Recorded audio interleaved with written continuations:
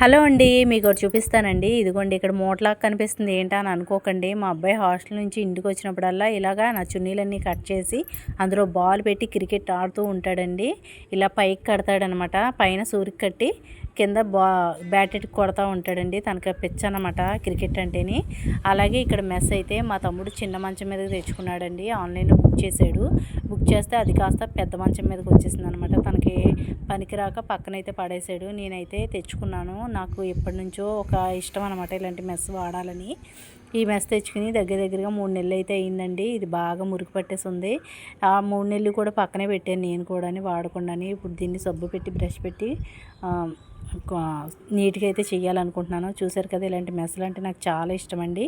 ఒకసారి అయితే వాడి చూడాలని అనుకుంటున్నాను. మా మంచం మీదకి అయితే కరెక్ట్గా సెట్ అవుతుంది. మా మంచం మీదకి సెట్ చేసాక మీకు వీడియో చేసి పెడతానండి, అది కూడా చూపిస్తాను.